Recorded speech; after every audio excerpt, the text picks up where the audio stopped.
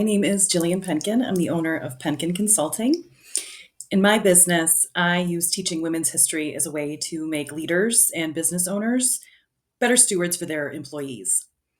And what I want to do is read my latest blog post because there's a lot of dry definitions in this, and sometimes it can be a little bit easier to get through something like that if someone reads it. So I thought I would do that today, so that way the message actually gets received, because I do think it is an important one. You can find the actual blog post on my website, penkinconsulting.com, and that's PENKIN consulting.com. You will want to, of course, check that out because I have links embedded in that blog post, and I would love to know that everyone went and actually did the research. Unbiased. Definitions in plain language to aid the DEI conversation. You've likely been hearing a lot more about DEI, or diversity, equity, and inclusion, in the recent weeks. What you might not realize is that diversity, equity, and inclusion policies have their roots in the 1960s civil rights movement, and more specifically, the 1964 Civil Rights Act. In future posts, I will dig deeper, but for today, I want to start with unbiased facts and definitions. In order to have any conversation on this topic, you should be armed with this knowledge. This is where it gets a little dry, because it's literally just the definitions of these words. The first definition is for the word diversity, and there are two definitions given. The first is the condition of having or being composed of differing elements. Variety, especially the inclusion of people of different races, cultures, etc., in a group or organization. The example given, programs intended to promote diversity in schools.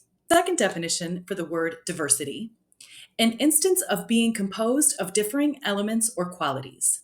An instance of being diverse, a diversity of opinion. The second definition is the word diverse. So the first was diversity, this is diverse. There are two options given for the word diverse. The first, differing from one another or unlike. The example given, people with diverse interests. The second, composed of distinct or unlike elements or qualities. In the example given, a diverse population. The next definition is for the word equity. In the first definition option is fairness or justice in the way people are treated. Specifically, freedom from disparities in the way people of different races, genders, etc. are treated. And the example given is a quote, "Salaries in North America have long been considered a private matter between employer and employee. But a growing number of advocates say that needs to change, in part to address problems of gender and racial equity, but also to keep talented employees in the workforce." And that quote was from Amanda Stevenson. The other definition for the word equity, something that is equitable, social equities and inequities. The next definition is for the word inclusion. And there are three options here. The first is the act of including, the state of being included. The second, the act or practice of including students with disabilities with the general student population. The example given, inclusion refers to a variety of integration approaches, but the goal is to blend special education students into the traditional classroom. And the third, the act or practice of including and accommodating people who have historically been excluded, as because of their race, gender, sexuality, or ability. The example given is a quote, "Tech workers say they are more interested in diversity and are more willing to work to promote inclusion in their workplace." The next definition is for the word accessibility. And there are five options for this word. Okay, the first is capable of being reached, a remote region accessible by rail. Easy to speak or to deal with, a friendly, accessible boss. The second, capable of being used or seen, available. Information that should be accessible to everyone. The collection is not currently accessible. Third, capable of being understood or appreciated. The author's most accessible stories. Fourth, capable of being influenced. Open. People who are accessible to new ideas. And the fifth, easily used or accessed by people with disabilities. Adapted for use by people with disabilities. Accessible bathrooms, doorways, seating, parking. The example given, is a quote. Councilwoman Deborah Gross introduced legislation Tuesday that would prioritize accessible entryways, common areas, restrooms, and communications facilities in that order when city businesses undergo major physical updates. The next definition is for diversity, equity, and inclusion as a phrase. The abbreviation is DEI. There are two options for this definition.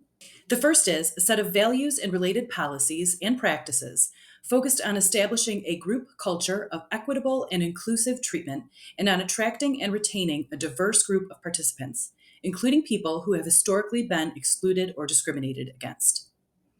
And there are two examples here. This means we practice diversity, equity, and inclusion in all we do. It includes investing in our people and creating a culture of care. And the second is another quote.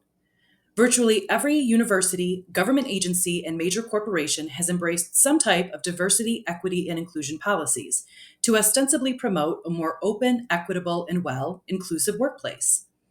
And that quote's from the Orange County Register. The second definition given for the phrase diversity, equity, and inclusion is the state of having a diverse group of participants as well as policies and norms that are equitable and inclusive. And the example given here is a quote. Whether within a company or in the community, achieving diversity, equity, and inclusion is a journey and a job that is far from done. Here's what I want you to take away from this article. I believe that we can all agree on the following. People are good. People are smart. You are people. I also believe that the first step in having a fair and balanced conversation is being armed with facts. Does this seem like an oversimplification of diversity, equity, and inclusion policies and the companies that began creating to ensure their workforce was balanced? Yes, it absolutely is. There's much more to the story here, and I'm going to arm you with all of the facts so that when you read a news story or engage in a conversation on the topic, you feel educated and comfortable to discuss your thoughts and opinions, not someone else's.